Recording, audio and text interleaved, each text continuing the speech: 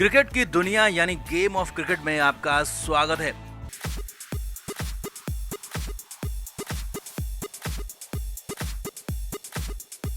गौतम गंभीर के गुनाहों को फाइनली अब बीसीसीआई ने मानने से, सुनने से और एक तरीके से उसको एक्सेप्ट करने से इनकार कर दिया है। और साफ साफ बीसीसीआई का जो रूप रंग नजर आ रहा है वो साफ दिखाता है कि गौतम गंभीर के लिए उल्टी गिनती शुरू हो गई है। क्योंकि गौतम गंभीर हर हार के बाद बहानेबाजी पर उतर आते थे, कभी खिलाड़ियों पर, कभी सपोर्ट स्टाफ पर और कभी सीओई यानी कि सेंटर ऑफ एक्सीलेंस पर अपना ठीकरा फोड़ देते थे। खिलाड़ियों के अनफिट होने पर भी गौतम गंभीर ने इनर सर्कल में यही बातें कही हैं कि सीओई यानी कि वीवीएस लक्ष्मण की चेयरमैनशिप वाली जो टीम है वो काम अच्छा नहीं कर रही है। तो अब इस पर फाइनली बीसीसीआई भयंकर नाराज हो गया है, प्रेस कॉन्फ्रेंस कर दी और सबके सामने गौतम गंभीर को चेतावनी दे दी, हमारे सिस्टम पर सवाल मत उठाओ। बीसीसीआई के सचिव ने यह तक कह दिया। तो सब कुछ दिखाते हैं, आपको बताते हैं।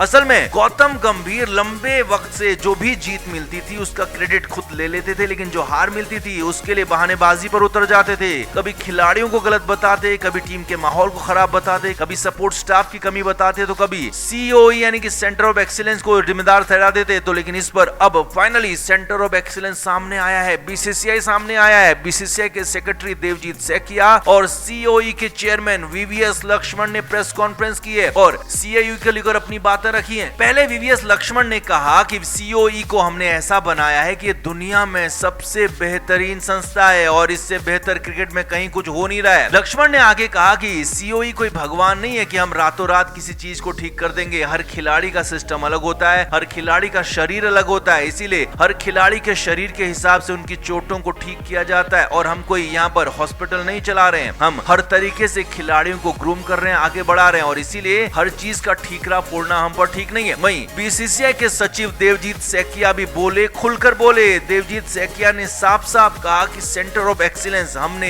एक ऐसा सिस्टम बनाया है जो पूरी दुनिया के क्रिकेट खेलने वाले देशों में कहीं नहीं है और सेंटर ऑफ एक्सीलेंस को हमने पिछले 2 साल में इतना बेहतर कर दिया है कि ये अपने मार्क से बहुत ऊपर जा चुका है और यहाँ हर तरीके की बेहतरी के लिए काम होता है। तो लिहाजा सिर्फ और सिर्फ सीओई पर ठीकरा फोड़ देना ये ठीक नहीं है। देवजीत सैकिया ने कहा कि हमारा सिस्टम फुल प्रूफ है, पक्का है और प्लान्ड है, हमारे सिस्टम पर सवाल मत उठाओ। अब यहाँ पर नाम भले ही गौतम गंभीर का नहीं लिया गया, लेकिन खबर यही है कि वीवीएस लक्ष्मण और देवजीत सैकिया की जो प्रेस कॉन्फ्रेंस हुई है ये सीधे तौर पर, साफ तौर पर गौतम गंभीर को लेकर ही थी। क्योंकि गौतम गंभीर लगातार बार बार सवाल उठा रहे थे। कई और लोग भी गौतम गंभीर के जो पीआर में शामिल है वो भी सवाल उठा रहे थे कि आखिर साई सुदर्शन, जसप्रीत बुमराह, हार्दिक पांड्या और भी कई नाम, चाहे वो वाशिंगटन सुंदर हो, नीतीश कुमार रेड्डी हो, ये क्यों आखिर इतनी बार चोटिल हो रहे हैं। तो लगातार बार बार चोटों के चलते गौतम गंभीर ने सीओई पर सवाल उठाए थे और कहा था कि हमें और बेहतर सिस्टम बनाना होगा। जिसके बाद फाइनली सामने आए बीसीसीआई के सचिव और वीवीएस लक्ष्मण, साफ तौर पर कह दिया कि अब ऐसा नहीं चलेगा कि आप बहानेबाजी कर लें और बच जाएं। यानी कि गौतम गंभीर ने अब फाइनली बीसीसीआई से ही पंगा ले लिया है। जिसके बाद तो अब गंभीर के सामने भयंकर मुश्किल आ गई है। बीसीसीआई नाराज हो गया तो गंभीर को आगे और मुश्किलें हो सकती है। गंभीर कितनी ही बड़ी बीजेपी की बैकिंग लेकर चले, लेकिन यहाँ पर सिस्टम में अगर वो आते हैं, बोर्ड के सामने अगर बोर्ड पर ही सवाल उठाते हैं तो फिर बोर्ड सुनेगा नहीं किसी की भी। तो मानकर चलिए कि अब गौतम गंभीर की उल्टी गिनती शुरू हो गई। अब एक भी खराब प्रदर्शन, एक भी खराब दौरा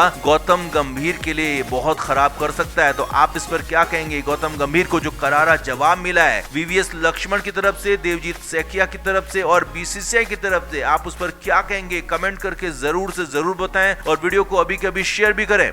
टीम इंडिया के अंदर से एक बहुत बड़ी खबर आ रही है। सरफराज खान को श्रीलंका दौरे पर टेस्ट टीम में चुना गया है। साई सुदर्शन के रिप्लेसमेंट के तौर पर उन्हें टीम में लिया गया, श्रीलंका भेज भी दिया गया है। अब हालांकि खबर ये भी आ रही है कि फिलहाल सरफराज को मौका शायद ना मिले क्योंकि देवदत्त पड्डीकल को यहाँ पर खिलाया जा रहा है। लेकिन मिडिल ऑर्डर में हालात खराब है, ध्रुव जुरेल चल नहीं पा रहे, ऋषभ पंत का भी फॉर्म खराब है और ऊपर से शुभमन गिल की भी चोट की समस्या बढ़ गई है। तो ऐसे में मजबूर होकर गौतम गंभीर को सरफराज खान को खिलाना भी पड़ सकता है। लेकिन इन सबसे बड़ी खबर यह है कि गौतम गंभीर तो सरफराज को टीम में चाहते ही नहीं थे। 2 साल पहले गंभीर ने टीम से बाहर किया था सरफराज को, अब फाइनली उन्हें वापस लाना पड़ा है। जी हाँ, गौतम गंभीर ने यहाँ पर कोशिश भरपूर की सरफराज को टीम से बाहर रखने की, लेकिन मुख्य चयनकर्ता अजीत अगरकर से लड़ गए। साथ ही चयनकर्ता प्रज्ञान ओझा और आरपी सिंह और सरफराज को टीम में वापस लेकर ही आए। तो दिखाते हैं, बताते हैं आपको कैसे गौतम गंभीर के लाख इनकार के बाद भी सरफराज की एंट्री हुई, चयनकर्ताओं में क्या भिड़ंत हुई, सब बताते हैं। आप भी वीडियो शेयर जरूर करें, कमेंट करके अपनी राय भी दें।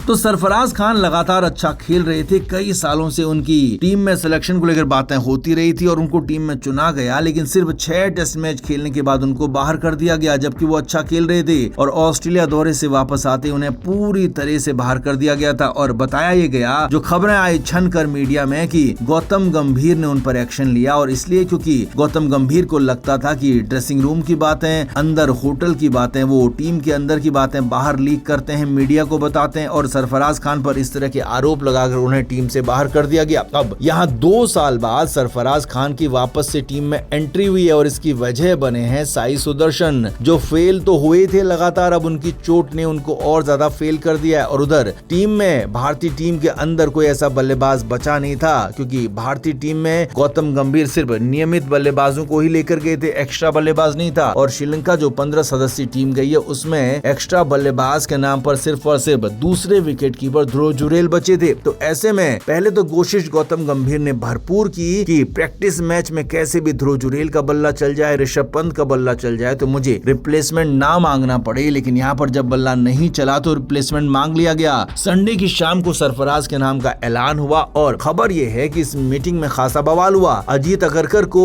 गौतम गंभीर का मैसेज आया कि मुझे सरफराज खान टीम में नहीं चाहिए, सरफराज को टीम में सिलेक्शन नहीं होना चाहिए, जबकि सरफराज को लेकर प्रज्ञान ओझा और आरपी सिंह, जो कि साथी चयन करता है, वो लड़ गए, अड़ गए। साफ साफ कह दिया कि आप किसी एक इंसान की नाराजगी की वजह से एक अच्छे खिलाड़ी का करियर खत्म नहीं कर सकते हैं। सरफराज ने कुछ भी खराब नहीं किया है, सरफराज ने अच्छा प्रदर्शन किया है, और उसको घरेलू कंडीशन में तो अच्छा खेलने का अनुभव भी है, और श्रीलंकाई कंडीशन भारतीय क्रिकेट जैसी घरेलू कंडीशन है, वहाँ स्पिनिंग ट्रैक होता है, और स्पिनिंग ट्रैक पर सरफराज का कोई तोड़ नहीं है। सरफराज जबरदस्त बल्लेबाजी करते हैं। तो ऐसे में जब लड़ पड़े आरपी सिंह और प्रज्ञान ओझा, तो अजीत अगरकर भी मजबूर हो गए, अपने दोस्त गौतम गंभीर की बातों को नहीं मानने पर मजबूर हो गए। सरफराज के नाम का ऐलान हुआ। अब खबर यह भी आ रही है कि हो सकता है गौतम गंभीर जानबूझकर सरफराज को प्लेइंग 11 से भी दूर रखें, और अगर वो खिलाते भी हैं तो बहुत ज्यादा मजबूरी होगी, क्योंकि उनको टेस्ट टीम को जिताना है हर हाल में। टेस्ट मैच हारे तो फिर उनकी नौकरी भी खतरे में आ गई। इसीलिए सरफराज का सिलेक्शन तो हुआ है, लेकिन अब गौतम गंभीर के लिए और ज्यादा धर्म संकट बढ़ गया। तो आप इस पर क्या कहेंगे? आप भी कमेंट करके अपनी राय जरूर दें, वीडियो को शेयर भी करें।